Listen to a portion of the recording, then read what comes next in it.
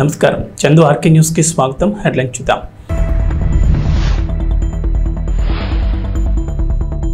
మాజీ ఎంపీ కొనకళ్లకు ప్రముఖ పారిశ్రామికవేత్త వికృతి పరామర్శ.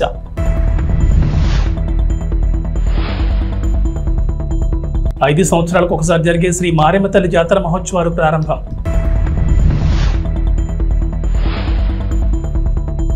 బంతలాయ్ చెరువు పోలింగ్ బూత్ గురించి గుడివాక శేషబాబు ఏం చెప్పారో తెలుసా?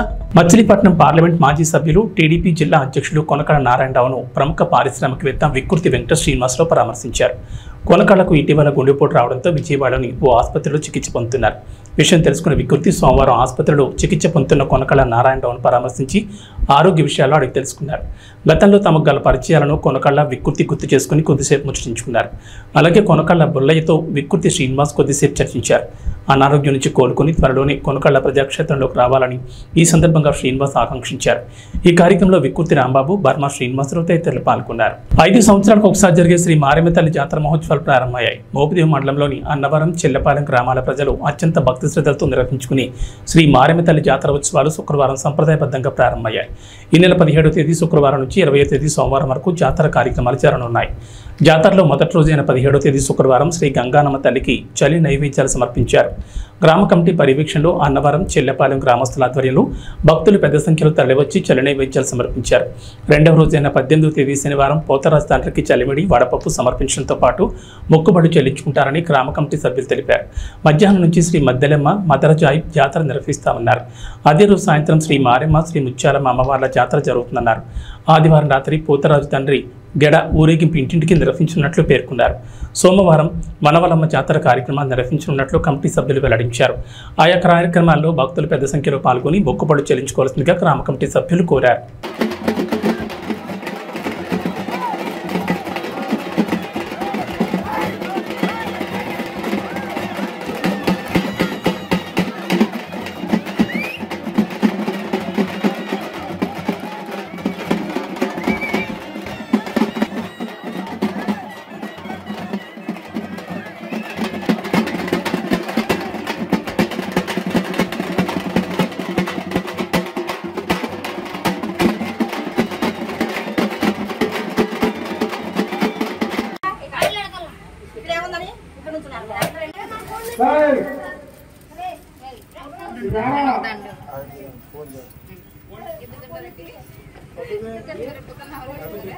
అవనికట్ట మండలంలోని బంతలాయ్ చెరువు గ్రామంలో గల పోలింగ్ బూత్ గురించి మండల జనసేన పార్టీ అధ్యక్షులు గుడివాక శేషబాబు ఏం చెప్పారో తెలిస్తే ఆశ్చర్యపోతారు. శేషబాబు మాటల్లో మీరే స్వయంగా వినండి. సంవత్సరాల కాలం నుంచి కూడా బంతలాయ్ చెరువు గ్రామ బూత్ అంటే ఒక ప్రత్యేక స్థానం ఉంది. అక్కడ ఏదో దొంగతనంగా వాళ్ళు కావాల్సిన వైపు వేసేసుకుంటారని, ఓట్లు రెగ్గింగ్ చేస్తారని ఇలాంటి ముద్ర ఉంది. కానీ ఈ రోజు మొన్న జరిగినటువంటి 13వ తారీఖున జరిగినటువంటి ఎన్నికల్లో ఒక్క ఓటు కూడా దొంగ ఓటు పడలేదు, రెగ్గింగ్ జరగకుండా కాపాడారంటే అక్కడ ఉన్నటువంటి జనసేన పార్టీ మా నాయకులు, కార్యకర్తలు కావచ్చు, తెలుగుదేశం పార్టీ నాయకులు, కార్యకర్తలు కావచ్చు, వారు దొంగ ఓట్లు పడకుండా నిరోధించారంటే నిజంగా అభినందనీయం. బందలాయ్ చెరువు అనే గ్రామం కూడా ప్రజాస్వామ్య సరళిలోకి వచ్చిందని చెప్పడానికి ప్రత్యక్ష తార్కాణం. మంచి వాతావరణం ఏర్పడుతుంది. గ్రామాభివృద్ధిపై దృష్టి పెట్టే యువకులందరూ కూడా కావాలని స్వచ్ఛందంగా వచ్చి ఓట్లు వేశారు. ఆ యువత అంతా కూడా నేడు రాజకీయాలకి అయిపోయింది కాబట్టి దూరంగా వదిలేయటం. ఇక మనం గ్రామాన్ని ఎలా అభివృద్ధి చేసుకోవాలి అనే దాని గురించి దృష్టి పెట్టాలని అందరికీ కూడా సూచించేస్తూ ధన్యవాదాలు తెలియజేసుకుంటా ఉన్నాం. Thank you. కోడూరు మండల పరిధిలోని పిట్టలంకలో నిత్య సహాయ మాతా దేవాలయం 100వ ఉత్సవ వేడుకలు ఘనంగా నిర్వహించారు. విజయవాడ పీఠాధిపతి బిషప్ తెలగతోటి జోసెఫ్ రాజారావు ముఖ్య అతిథిగా విచ్చేసి క్రీస్తు సందేశాన్ని అందించారు. ఈ సందర్భంగా ఆర్సీఎం చర్చ్ ఎదురుగా జరిగిన కార్యక్రమాలను మాట్లాడుతూ మన పూర్వీకులు యేసుక్రీస్తు పట్ల ఉంచిన విశ్వాసాన్ని ఈ తరం ముందుకు నడిపిస్తుందని చెప్పారు. ఇప్పుడున్న చిన్నారులు రాబోయే తరానికి విశ్వాసులుగా మిగులుతారన్నారు. యేసుక్రీస్తు చూపిన బాటలో ప్రతి ఒక్కరూ పయనించడం ద్వారా శాంతియుత సమాజం ఏర్పడుతుందన్నారు. ప్రతి ఒక్కరూ తోటి మానవుల ఎడల దయ, ప్రేమ, కరుణ కలిగి ఉండాలన్నారు. తొలుత పాత దేవాలయ ప్రాంగణంలో నూతనంగా నిర్మించిన మరియమాత స్వరూపాన్ని బిషప్ రాజారావు ఆవిష్కరించారు. అనంతరం పరలోక ప్రార్థన చేశారు. ఈ సందర్భంగా కొంతమంది చిన్నారులకు ఆయన జ్ఞానస్థానాన్ని అందించారు. అనంతరం ఆర్సీఎం విశ్వాసులకు దివ్య సత్ప్రసాదాన్ని అందించారు. ఈ సందర్భంగా భక్తులకు అన్నదానం నిర్వహించారు. తొలుత వాటర్ ట్యాంక్ నుంచి ఆర్ఏఎం చర్చ్ వరకు రోడ్డుపై చీరలు పరిచి పూలు జల్లుతూ బిషప్ రాజారావుకి విశ్వాసులు ఘన స్వాగతం పలికారు. కోడూరు విచారణ గురువు చౌటపల్లి ప్రశాంత్ అధ్యక్షుడు జరిగిన కార్యక్రమంలో అవనిగడ్డ, నాగాయలంక, లక్ష్మీపురం, ఎదురుముండి, కూచిపూడి, మచిలీపట్నం, విజయవాడ, హైదరాబాద్తో పాటు పలు ప్రాంతాల నుంచి వచ్చిన విచారణ గురువులు క్రీస్తు సందేశాన్ని అందించారు. ఉపదేశీలు, సంఘ పెద్దలు అవనిగడ్డ, కోడూరు, నాగాయలంక మండలాల నుంచి పెద్ద ఎత్తున విశ్వాసులు పాల్గొన్నారు.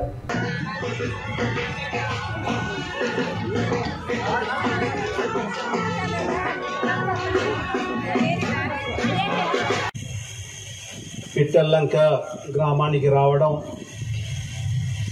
చాలా సంతోషంగా ఉంది. సహోదరి సహోదరులారా,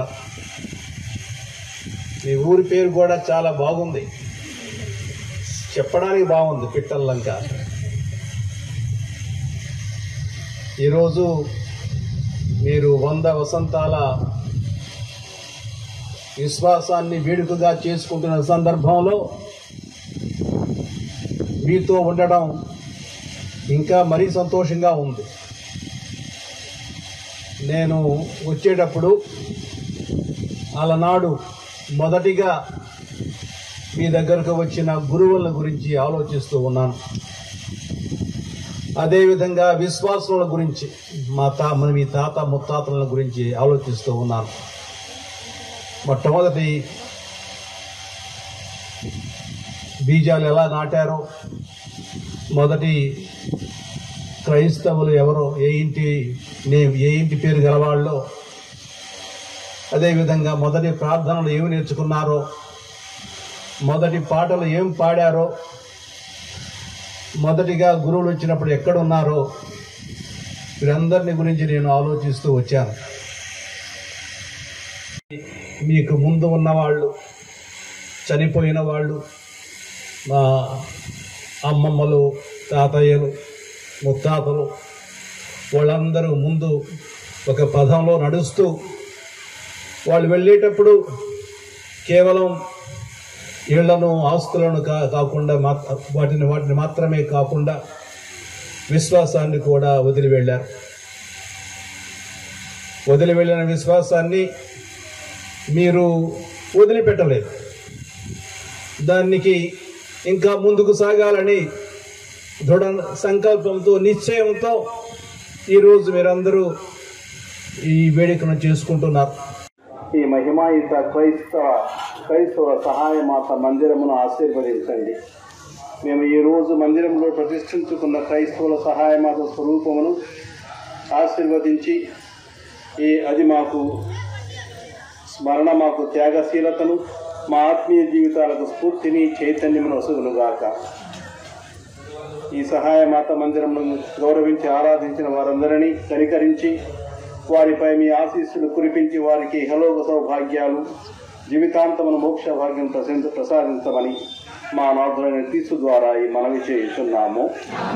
పరలోకమందున్న మా తండ్రి, మీ నామం పూజింపబడుగాక, మీ రాజ్యం వచ్చునుగాక, మీ చిత్తము పరలోకమందు నెరవేరునట్లు భూలోకమందు నెరవేరుగాక. నానాటికి కావలసిన ఆయనము మాకు నేర్పండి.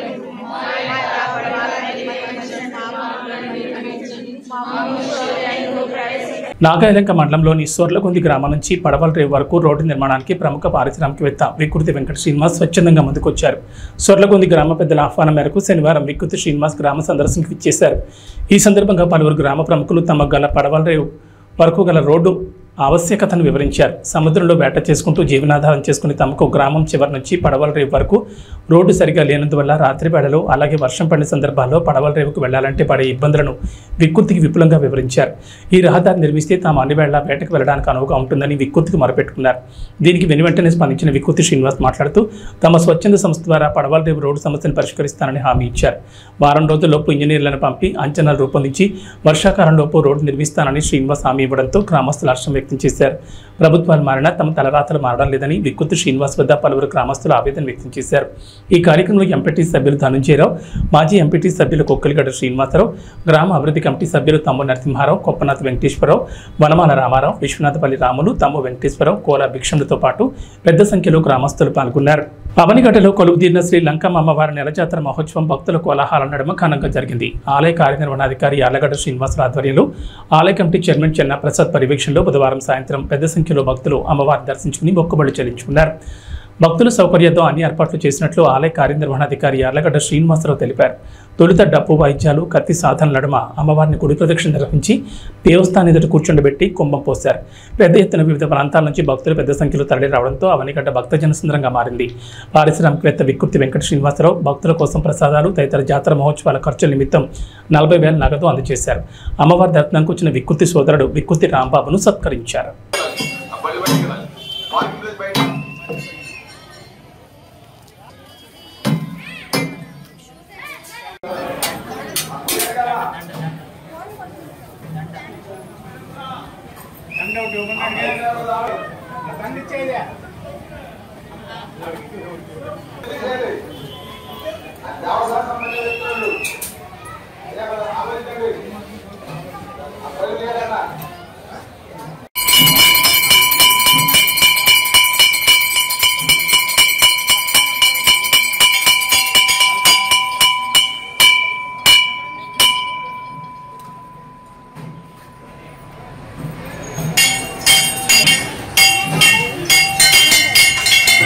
తల్లి కృష్ణా జిల్లా అవనిగడ్డ గ్రామంలో గ్రామదేవత అయినటువంటి శ్రీ లంకమ్మవారి దేవస్థానంలో ఈరోజు అమ్మవారి నెలసంబరం పౌర్ణమి రోజు నుంచి మళ్ళీ రేపు మధ్యాహ్నం వరకు వైభవంగా ఈ కార్యక్రమం జరుగుతుంది. ఈ కార్యక్రమంలో భక్తులు అధిక సంఖ్యలో వచ్చేందుకు అవకాశం ఉన్నది. అలాగే ఈ కార్యక్రమానికి ఈ సంబర మహోత్సవానికి మా ధర్మకర్తలు, చైర్మన్ గారు, పోలీస్ వారు, అలాగే రెవెన్యూ డిపార్ట్మెంట్ వారు, ఆరోగ్య శాఖ వాళ్ళు కూడా ఈ కార్యక్రమానికి ఎంతో సహాయ సహకారాలు చేస్తున్నారు. అట్లాగే ముందు కార్యక్రమానికి కూడా వీళ్ళందరూ సహాయ సహకారాలు ఇవ్వాల్సిందిగా కోరుకుంటూ జై లంకమ్మ తల్లి. లంకమ్మ తల్లికి నెల సంబర మహోత్సవం జరుగుతుంది. విధానం ప్రకారం జరుపుతున్నాం. పల్నాటి ఆచారం ప్రకారం అమ్మవారికి విధానం నడుపుతున్నాము. నెల సంబరం జాతర. ఇప్పుడు అమ్మవారిని బయటికి తీసుకొచ్చి గుడారిలో పెట్టి కుంభం పోసి ఏటంలాటిని కోసేసి ఆ మొక్కుబడులు అవి తీర్చుకునే వాళ్ళు అంతా తీర్చుకుంటారు. ఆమెకి సరిపాను సంబరం విధానం చేస్తాం. గత కొద్ది రోజుల నుంచి కురుస్తున్న వర్షాల కారణంగా మొక్కజొన్న రైతులు కుదేలయ్యారు. మోపిదేవి మండలంలోని పోచుగాన్ లంక పరిసర ప్రాంతాల్లో పలువురు రైతులు మొక్కజొన్న పంట వేశారు. గత కొద్ది రోజుల నుంచి కురుస్తున్న వర్షాల కారణంగా మొక్కజొన్న రైతులు పూర్తిగా నష్టపోయారు. మొక్కజొన్న కౌలు రైతు యార్లగడ్డ బసవపూర్ణయ్య తన ఆవేదన వ్యక్తం చేశారు. 3 ఎకరాల 25 సెంట్లను కౌలుకు తీసుకుని మొక్కజొన్న పంట వేసినట్లు తెలిపారు. కౌలుకు కాకుండా ₹1,00,000 పైగా పెట్టుబడి పెట్టినట్లు వెల్లడించారు. గత వారం రోజుల నుంచి వస్తున్న అకాల వర్షాల కారణంగా మొక్కజొన్న పొత్తులు తడిసి నష్టపోయినట్లు ఆవేదన వ్యక్తం చేశారు. వర్షం కురవని సమయంలో కూలీలతో పొత్తులను ఎండబెడుతున్నట్లు చెప్పారు. వర్షాల కారణంగా నష్టపోయిన మొక్కజొన్న రైతులను ప్రభుత్వం ఆదుకోవాలని ఈ సందర్భంగా బసవపూర్ణయ్య కోరారు. మొక్కజొన్న పొత్తులను తీయకుండా పంటపై ఉన్న రైతులు కొంత ఊపిరి పీల్చుకున్నారు. ఇప్పుడు మొత్తం అంతా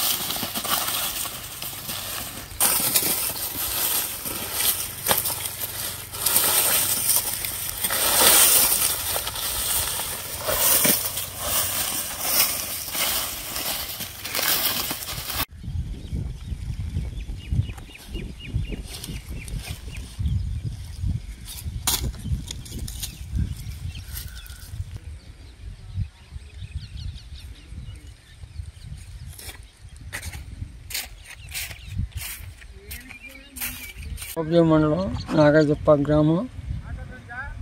నా పేరు యార్లగడ్డ బసవపూర్ణయ్య. నేను 3 ఎకరాలు 3 బాధికి కౌలు తీసుకుని పండిస్తున్నాను. ఈ మొక్కజొన్న వేసాను, మొక్కజొన్న మొత్తం పాడైపోయింది. మొత్తం ఇదే పరిస్థితి. మీరు ఏమన్నా దయచేసి ఏమన్నా ఏ రూపాయి వచ్చింది ఏం లేదు, ఇందుతో మొత్తం అంతా నేను చేసి పెట్టుకుంటున్నాను. ఇప్పుడు ఇది మీరు దయచేసి ఏమైనా ఇప్పించవలసిందిగా కోరుతున్నాను. నంద్యాల జిల్లా ఎస్పీ రఘురామరెడ్డి ఆదేశాల మేరకు కోఆర్డినేషన్ నిమిత్తం డోన్ డీఎస్పీ శ్రీనివాసరెడ్డి పర్యవేక్షణలో Dhone town urban police station inspector Praveen Kumar, Dhone rural inspector Asrath Basha, Dhone town SI GK Sarath Kumar Reddy, Dhone rural SI Sudhakar Reddy, Jaladurgam SI Vijay Kumar మరియు Dhone town police station, Dhone rural station మరియు జలదుర్గం పోలీస్ స్టేషన్ల సిబ్బందితో ఉదయం 5 గంటలకు చిగురుమాన్పేట ఏరియా నందు కోఆర్డినేషన్ చేస్తుండగా ఒక లగేజ్ బ్యాగ్ను దొంగిలించుకుని వచ్చిన 130 సెల్ ఫోన్లు మరియు 1,48,500 రూపాయలు నగదును స్వాధీనం చేసుకున్నారు. విచారించగా అతని సమీప బంధువులైన ఎరుకల నవాబ్ మరియు ఎరుకల పవన్లు తమిళనాడు రాష్ట్రం నక్కు వెళ్లి అక్కడ మనుషులు రద్దీగా ఉన్న ప్రాంతాల్లో సెల్ ఫోన్లను దొంగిలించుకొచ్చి వాటిని రవికి ఇవ్వగా అతను హైదరాబాద్ తీసుకువెళ్లి మహమ్మద్ ఖాజా నిజాముద్దీన్ ఖైజర్కు అమ్మి వస్తాడని తెలిపారు. కౌంటింగ్ ఎలక్షన్స్ అయిపోయినాయి. ఎలక్షన్ కౌంటింగ్ 4వ తేదీ ఉంది కాబట్టి ఈ జిల్లాలో అంటే రాష్ట్ర వ్యాప్తంగా కూడా డీజీ గారి ఆదేశాల మేరకు ప్రతి జిల్లాలో రోజు ఎక్కడో చోట మా సబ్ డివిజన్ పరిధిలో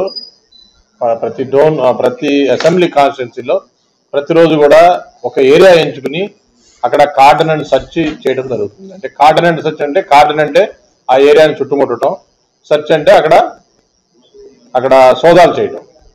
అది అందులో భాగంగా ఈరోజు ఉదయం మా నంద్యాల ఎస్పీ గారి ఆదేశాల మేరకు మా డోన్ టౌన్లో చిగురుమాన్పేటలో ఈరోజు ఉదయం 5 గంటల నుంచి అక్కడ కార్డన్ అండ్ సెర్చ్ ఆపరేషన్ చేయడం జరిగింది.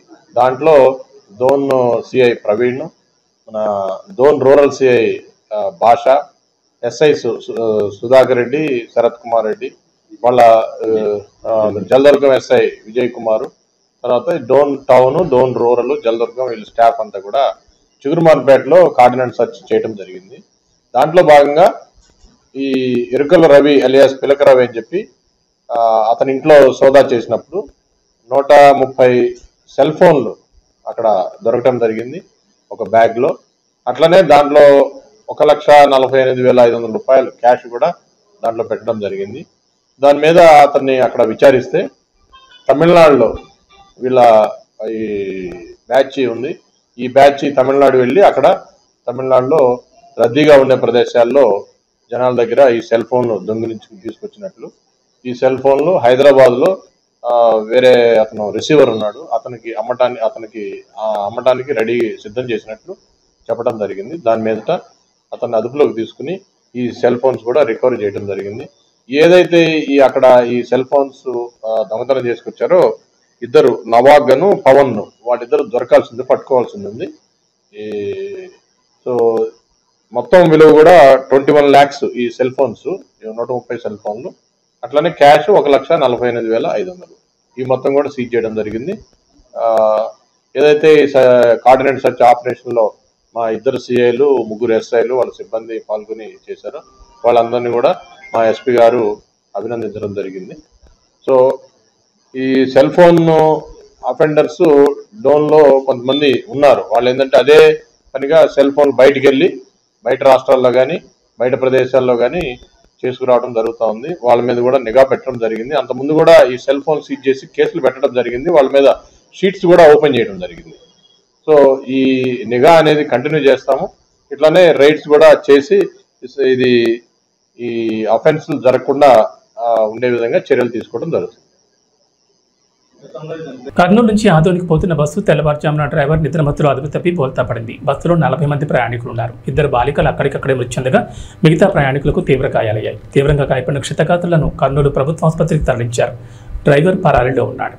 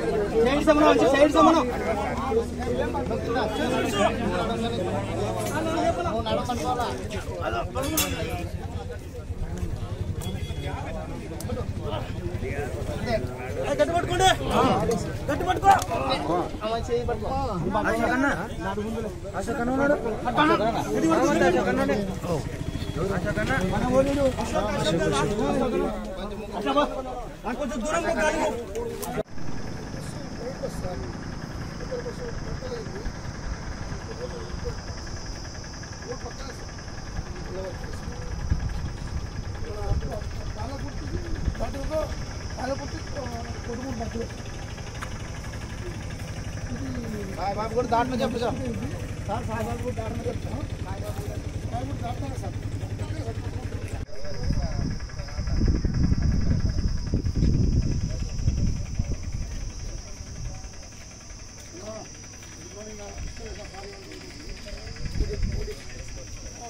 బస్సు కట్టలేదు కాబట్టి కొడుకు ముందుకు 2.5 కిలోమీటర్ దూరం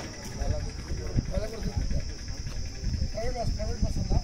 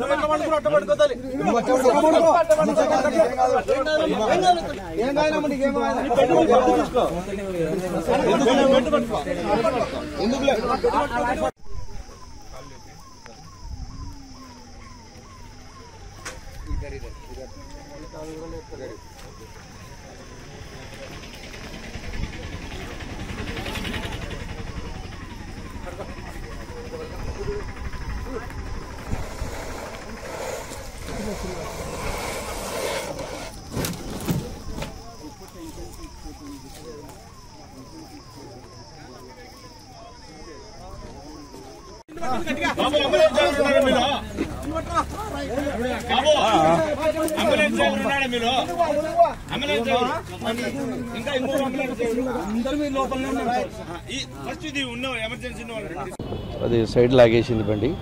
డ్రైవర్ అదుపు తప్పినాడు. 2 పిల్లలు చనిపోయినారు అక్కడనే. మిగతా వాళ్ళకి గాయాలు. అశోక్ అనే పిల్లోనికి పూస దెబ్బతినింది. హైదరాబాద్ నుండి వస్తుంది, ఆదోని పోతుంది. డ్రైవరు నిర్లక్ష్యం వల్లనే జరిగింది. బస్సులో ఎంతమంది ఉన్నారు? అది ఎంతమంది ఉన్నారు అనేది ఫుల్ పెద్ద బండి, అది పెద్ద స్లీపర్ మంది. ఎంతమంది అక్కడ చిన్న చిన్న గాయాలు తగిలిన వాళ్ళు అక్కడే ఉన్నారు, పెద్ద గాయాలు తగిలిన వాళ్ళు ఇక్కడ వచ్చినారు సార్. ఎంతమందికి సుమారు గాయాలు చాలా మందికి తగిలినాయి సార్. ఇంకా కరెక్ట్గా గ్యాజింగ్ లేదు సార్. లేదు సార్, మా పిల్లలు ఉన్నారు. నా పేరు భాష sir, safety association leader. Bus దాంట్లో ఇది హైదరాబాద్ నుంచి ఆదోనికి పోతుంది. ఇది కోడుమూరు మధ్యలో పేలకుర్తి దగ్గర యాక్సిడెంట్ జరిగింది, బోల్టా పడింది. దాంట్లో 40 మంది ఉన్నట్టు గుర్తు. దాంట్లో మాకు తెలిసి ఆయన ఒక ఆయన ఉన్నాడు, మా బంధువు ఉన్నాడు, కింద ఉన్నాడు. ఆయనకు దెబ్బలు తగిలినాయి. కర్నూలు హాస్పిటల్, గవర్నమెంట్ హాస్పిటల్ తీసుకొచ్చినారు. ఆయనకు దెబ్బలు తగిలినాయి, ఇంకొక ఆమె ఎక్కువ దెబ్బలు తగిలినాయి. 2 పిల్లలు చనిపోయినారు అక్కడనే. ఇది చున్నీకి గాయాలు అయితే 2 బాగానే తగిలినాయి. ఆయనకి నడుములు కాడ, కాళ్ళకి, చేతులకు బాగా పడినాయి.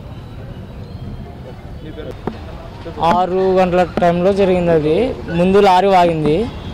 ఆ లారీని తప్పించడానికి చెప్పి రైట్ సైడ్ తిప్పినప్పుడు అటు బండి కింద పడింది. దాంట్లో స్పాట్లో 2 లేడీస్ అవుట్. మా వాళ్ళకి చిన్న స్వల్పగా గాయాలు తగిలినాయి. 2 పిల్లలు స్పాట్ డెడ్.